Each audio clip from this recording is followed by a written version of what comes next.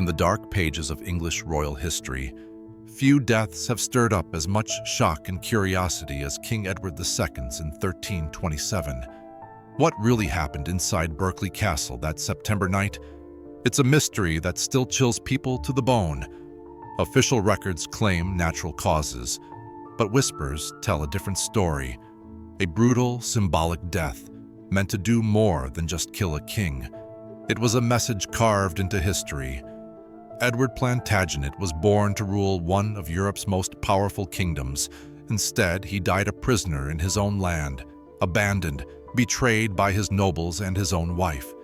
His reign was a disaster, marked by military failures and personal scandals that would ultimately destroy him. The methods used to end his life weren't random. They were calculated, symbolic, a punishment designed to reflect what his enemies saw as his deepest sins. Separating truth from rumor isn't easy. 7 centuries of political propaganda have blurred the lines. This isn't just about how a king died. It's about power, about how personal relationships can tear kingdoms apart, about revenge so dark it can lead to unimaginable cruelty. As we dig into Edward II's final chapter, we're not just uncovering a death. We're exploring an entire world where political murder was both an art and a statement. A world that forces us to ask uncomfortable questions about justice, sexuality, and the terrifying price of absolute power. To understand Edward II's final moments, we need to look at his life. Born in 1284, he was the 4th son of Edward I, a legendary warrior king who conquered Wales and Scotland. Everyone expected young Edward to be just like his father, a strong leader, a conqueror. But he wasn't. Medieval England was a tough place. Kings had strict rules. They were supposed to be warriors first, lead armies, expand territories, be good Christians, produce heirs. Personal feelings? Those didn't matter. Edward broke all the rules. When he became king in 1307, things went sideways fast. Instead of ruling like a typical monarch, he was more interested in his personal life. His closest friend was a Gascon knight named Piers Gaveston. This friendship caused massive drama. Edward gave Gaveston incredible power. Titles, lands, influence. The nobles were furious. They expected to be consulted, to hold important positions. But here was this foreigner, suddenly at the center of everything. Their relationship was complicated. Whispers and rumors spread. Was it just friendship? Or something more? In a world of rigid expectations, Edward was dangerously different. And that would cost him everything. Back then, kings were expected to put politics first. But Edward, he was different. His deep bond with Gaveston raised eyebrows. It wasn't just friendship. It was something more. Things got messy fast. Edward's military campaigns were a disaster. His father had left him conflicts in Scotland, and instead of winning, he kept losing. Big time.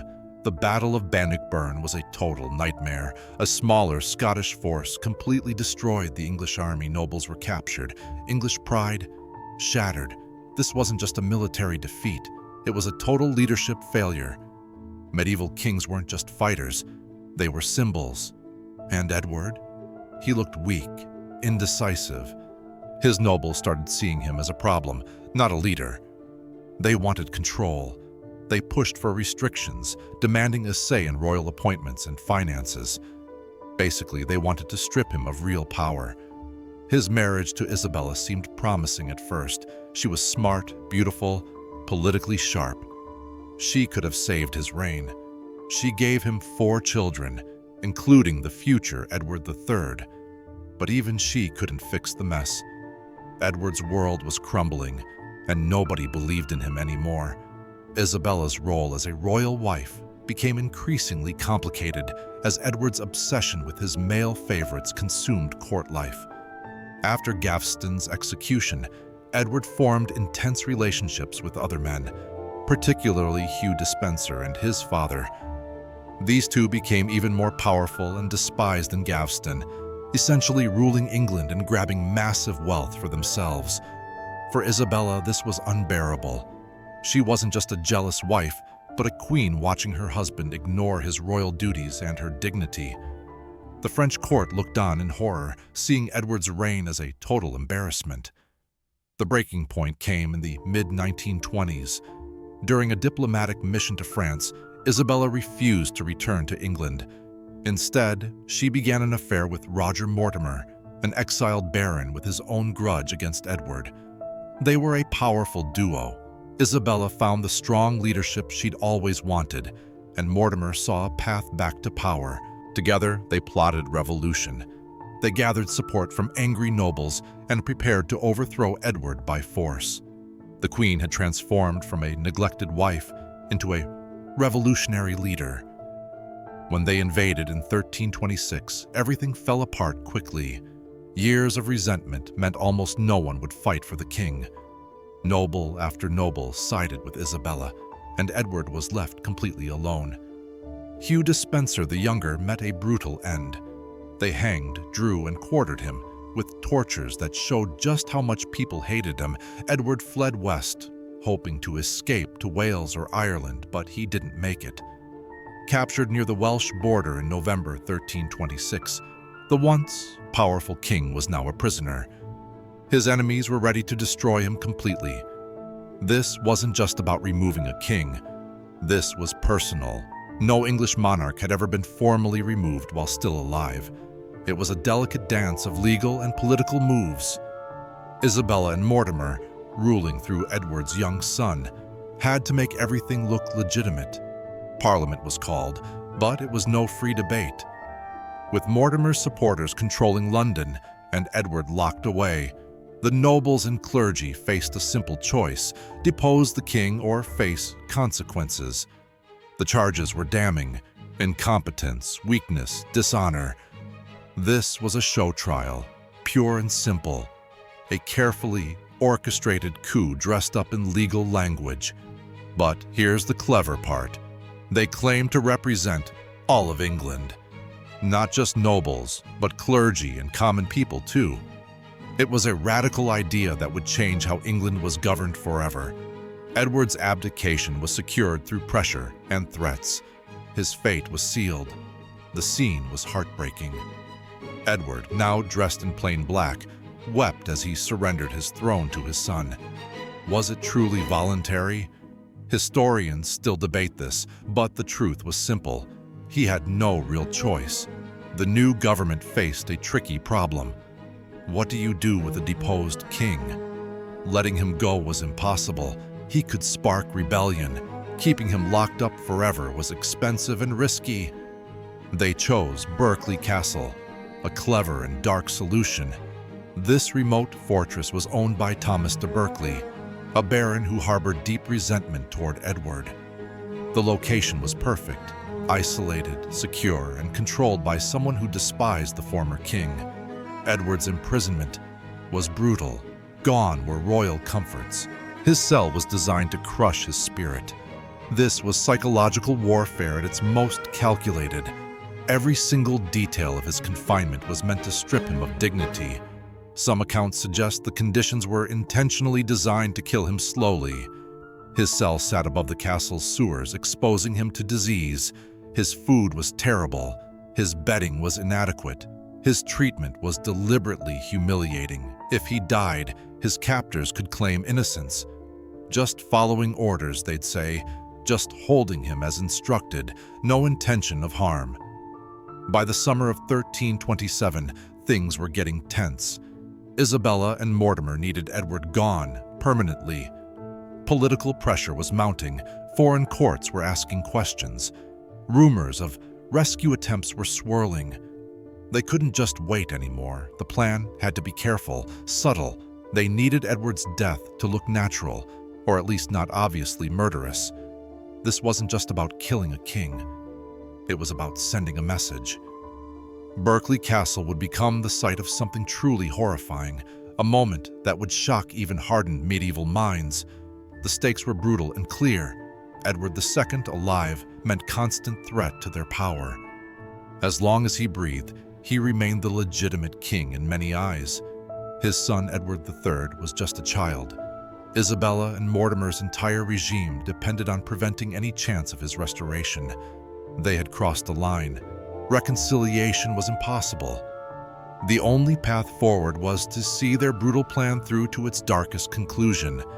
Medieval political murder demanded both deniability and symbolic power.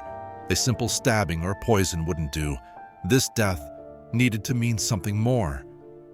Edward's death needed to look natural while sending a chilling message. The chronicles tell different stories. Some say he died of grief. Others whisper darker tales. The most shocking account describes a brutal execution designed to destroy not just his life, but his entire reputation. His enemies wanted to terrify anyone who might support him. They allegedly used a red-hot iron rod in a horrifically symbolic way. No external marks, just pure, agonizing internal damage, a death that could be passed off as natural causes. This wasn't just murder, it was a calculated political statement. Medieval punishments often reflected the perceived crime. Edward's sexuality had scandalized the court, and his death became a twisted punishment for his perceived sexual transgressions. This wasn't a moment of rage, it was cold, planned political terrorism. Multiple people would have been involved. The iron heated precisely, the victim restrained carefully. Every detail calculated to send a message. The speed of announcing his death felt suspiciously choreographed, a warning etched in pain and humiliation. In London, the government quickly spun a tale of natural death from grief and illness. They staged an elaborate funeral to show off their royal respect. Edward's body was put on display, seemingly untouched, no visible signs of violence. People's reactions were all over the map. Isabella and Mortimer publicly mourned while secretly celebrating. Supporters of the old regime whispered about murder but kept quiet. Regular folks were confused and troubled, watching their king go from ruler to prisoner to dead in less than a year. What makes this story truly horrifying isn't just the brutality but the cold calculation behind it. This wasn't a crime of passion. It was political murder turned into a twisted performance. The goal wasn't just to kill a man, but to destroy everything he represented. Within hours, messengers raced across England, spreading the news. The speed and precision suggested this wasn't a surprise. It was meticulously planned. Berkeley Castle became a carefully managed crime scene. Thomas de Berkeley conveniently claimed he wasn't even there, a story too perfect to be true. Those present, guards, servants, officials, were either silenced or removed. This wasn't just a murder, it was a calculated message. Challenge the new order, and this could be your fate. The preparation of Edward's body was a key part of the cover-up. Medieval embalming wasn't fancy, but it worked. It preserved the corpse long enough for a royal funeral. More importantly, it destroyed evidence of torture. No one could challenge the official story by examining the body. The funeral was a political performance. Isabella and Mortimer wanted to show their grief. They carried Edward's body from Berkeley to Gloucester Cathedral. Crowds watched, seeing no signs of violence. His elaborate tomb still stands today, proclaiming him a king who died naturally. Within months, something strange happened. Guards and officials from Berkeley Castle started dying. Some in accidents, some vanished. Others found dead under suspicious circumstances. It was like they were being silenced. Witnesses were being eliminated to keep the truth hidden. The plan worked perfectly. Edward was gone. Opposition crumbled. Young Edward III was crowned, but his mother and her lover held the real power. They seemed untouchable. But the very brutality that secured their position would eventually destroy them. Whispers spread. People talked. Fear and revulsion grew. Their authority slowly crumbled. Those who supported Edward II's removal began to doubt their actions. They wondered if they had unleashed something far darker than they could control. The line between political necessity and outright cruelty had been blurred. Foreign courts were surprisingly quiet about his death. They seemed almost relieved that England's political chaos had settled. The official story of a natural death was hard to challenge without proof. But behind closed doors, royal courts whispered. Suspicions ran deep about what really happened to Edward. These rumors poisoned diplomatic relationships for years. Young Edward III learned hard lessons from his father's fate. When he came to power, he was nothing like his weak predecessor. In 1330, he swiftly overthrew Isabella and Mortimer, a clear message that he understood power's brutal language. The very violence that killed Edward II ultimately sowed the seeds of its own destruction. Historians have long debated the details of his death. Was he murdered in the horrific way some chronicles describe? The evidence remains murky and politically twisted. What we know for certain, powerful people wanted him dead. He died under suspicious circumstances. The official story was designed to protect the killers, not reveal the truth. Some historians even suggest the most gruesome details were invented later, a way to further destroy the reputations of those who fell from power. The story might be more legend than fact. The evidence points to something darker than a natural death. Witnesses were systematically silenced. The death scene was carefully managed. Isabella and Mortimer stood to gain politically. Medieval political murders often followed similar patterns. The details might be exaggerated, but the core story rings true. These weren't just random killings. They were calculated moves. Isabella and Mortimer had painted themselves into a corner. They deposed a king, seized power through his young son, and crushed his supporters. Letting Edward live would have been suicide. They were in too deep to turn back. The alleged method of killing wasn't just murder. It was a brutal message, a statement about power, shame, and breaking societal rules. Edward's scandalous relationships had shocked everyone, and his death was designed to punish those transgressions in the most horrific way possible. This wasn't just political, it was personal. Isabella had been humiliated, ignored, and degraded by her own husband. The execution method suggested a deep, burning rage, a woman's revenge against a man who had systematically disrespected her. Edward's death became more than a historical event. It became a legend, a warning about weak leadership and the consequences of crossing powerful people, a story that would echo through English history for generations to come. Edward II's downfall wasn't just about bad leadership, it was about something deeper. His failure to be the right kind of man in medieval society cost him everything. The story is brutal, shocking even. His death wasn't just a political execution, it was a message, a warning about power, sexuality, and what happens when you don't fit the rules. Was he really murdered in the way the stories say? Maybe, maybe not. Medieval propaganda was powerful. It could twist stories, destroy reputations. The truth might be lost forever in the shadows of history. What we know is this: Edward II's death changed everything. It showed that kings weren't untouchable, that even royalty could fall if they lost the support of powerful nobles. No divine right could save you if you couldn't command respect. His son Edward III learned those lessons fast. He became the warrior king his father never was. He restored England's pride, conquered in France and Scotland, proved that to survive as a monarch, you must be strong, ruthless, uncompromising. One king's brutal end became another's opportunity. That's how power worked in medieval England. Harsh, unforgiving, a world where your survival depended on your ability to command and control. Edward III's rise was more than just a personal victory. It was a total rejection of his father's legacy. He proved the Plantagenet line could produce strong leaders, learning hard lessons from Edward II's spectacular failure. The way Parliament got involved in removing a king was revolutionary. They basically said that a monarch's power wasn't absolute, but depended on doing a good job. This was huge.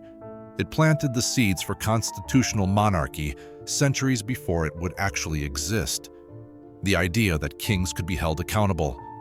Radical stuff for medieval times. Isabella might have thought she'd won by getting rid of Edward II, but she paid a price. When Edward III grew up, he arrested Roger Mortimer, and basically put his mom into comfortable political exile. He even suggested his father had been murdered, not just died naturally. Other European rulers took notice. They saw how quickly a king could fall if he lost support. It was a brutal lesson in medieval power politics. One moment, you're on the throne. The next, you're history. The story of Edward II became more than just history. It became a warning, a tale about what happens when leaders are weak, when they don't follow the rules. Whether the gory details were true or not, they sent a powerful message about leadership, masculinity, and royal duty. This wasn't just a story. It was a cultural blueprint that would shape English political thinking for generations. Each generation twists Edward II's story to fit their own narrative. It's like a historical ink blot test that reveals more about the storytellers than the actual events. Medieval writers used it to prop up their agendas. Reformation folks weaponized it against papal meddling. Modern historians pick it apart, searching for truth. But here's the real deal. Edward II's death was a brutal wake-up call. In medieval times, political failure wasn't just a career setback. It could mean total destruction. Whether he died naturally or met a horrific end, his story screams one message. Power was personal, absolute, and merciless. The truth. It almost doesn't matter. The stories told about his death were powerful weapons. They warned about weak leadership. They reinforced social rules. They justified the actions of those who came after. The narrative became bigger than the actual event. Centuries later, we're still asking the same questions. How far can political opposition go? When does resistance become pure brutality? Edward II's dark story isn't just history. It's a timeless warning about power, how quickly it can corrupt, how terribly it can destroy.